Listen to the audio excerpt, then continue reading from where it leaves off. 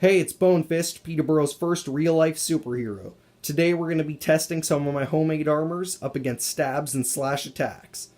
What we got lined up today is some wood, the classic, some paper lined up, in thick amounts, some tin from the top and the bottoms of cans like beans, soup, that kind of stuff, and HDPE.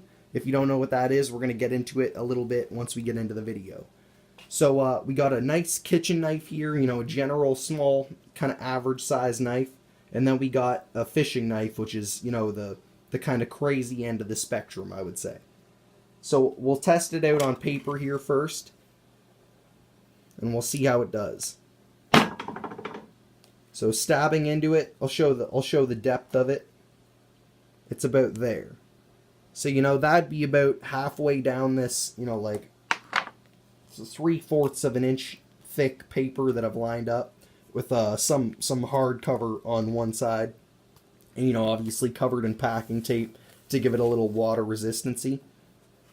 So it did pretty good. It standed up. I do appreciate the paper armor. You got to think paper is just wood, pulpified. So we'll do some stabs with the fishing knife and see how it holds up. And about the same, a little bit farther, but about the same. It's hard to see that, but that's probably about halfway to 3/4. And that's with mine is a little bit thicker than this, and it has some of this incorporated into it at the time being. And slashes with the packing tape, it does really kind of harden that, but with the paper it might be a bit easier to do. But with that, it's not really doing anything. It's just leaving marks in the tape. You'd have to get a really hefty slash, and that would get kind of caught in it. So overall, it's pretty good. And if I didn't mention this, we're going to be talking about its water resistancy and flexibility overall. So with paper, it's pretty flexible. It does have the hard cover in there, which is a good idea in some cases, but mine doesn't have that. I have more of the tin in there to help it out a bit, and a hefty amount of tape to keep it waterproof if I can, as water resistant as I can. But it has some give, and it's going to be a little water resistant with the packing tape and other tapes on it that are water resistant. So overall, it's a pretty good choice. Now moving on to wood.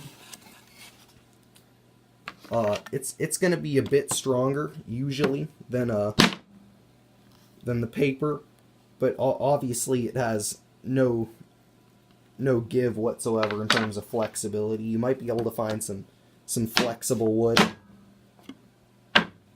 but it's not really, you know what I mean? It's just, it leaves a little hole in it. It would take a lot to get through some wood with a knife. And it's leaving little marks in it, but you're not gonna slash through that, obviously. Now we'll move these to the side. Sorry if it's a little zoomed in. That's just kind of the way it has to be. We'll bring out the tin armor.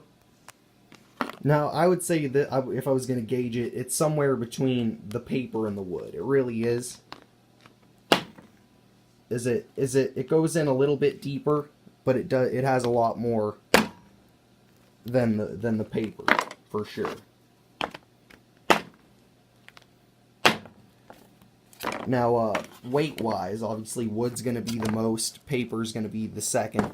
I'd say, depending on how much you layer this, it could be the lightest, and one of the best, possibly.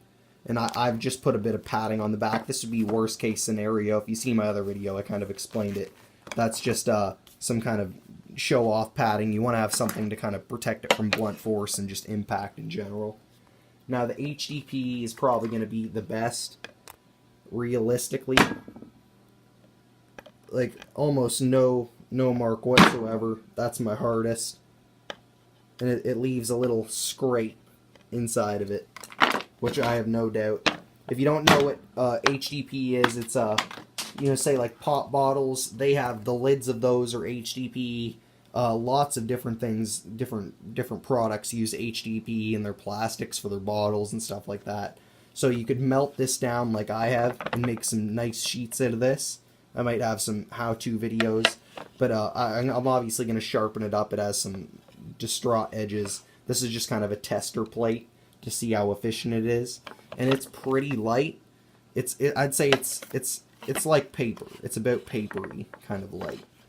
It could be a bit lighter too. Obviously, it's a bit uneven, but it could be a lot better. Now, in terms of waterproofness, this isn't, like, the metal is going to be waterproof, but the stuff holding it together could be a bit better. If, you could rivet it or maybe staple gun it together. It could, different techniques, I don't know, it could work. You want to kind of scale mail it a bit in terms of stuff, so if it goes through one, it's going to hit another one and kind of have it layered in a good way. But overall, it looks pretty good.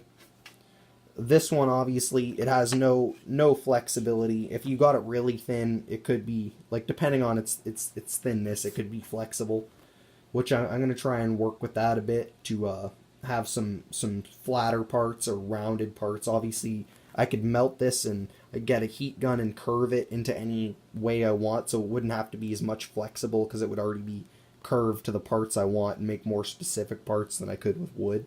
So that's why I would take it as a lot more efficient than wood. This is just a plate that I made to just let it melt flat and just flattened it out, and it worked pretty good. But I could carve it or melt it into any shape I want. I'd say wood is probably the worst. These two are in between, like probably about the same. The paper and metal. They're obviously this can't get wet. Like I mean, it can't get drenched at all. I don't know what the word for it is. I'm sorry. You know what I mean, though. It can't. It's not going to absorb any water. And obviously these two could absorb water just like this could, but you could repel it. I guess you could layer some tape and stuff on this, but once again, it's going to be a solid mass. It's going to be a lot harder to work with. So overall, I'd say the HDPE is going to be the best. And we're gonna experiment with that more. If you want to see some videos, we might be able to show off how to make that. We'll probably show off how to make some of these if you need that too, and some other pieces of the suit and stuff like that.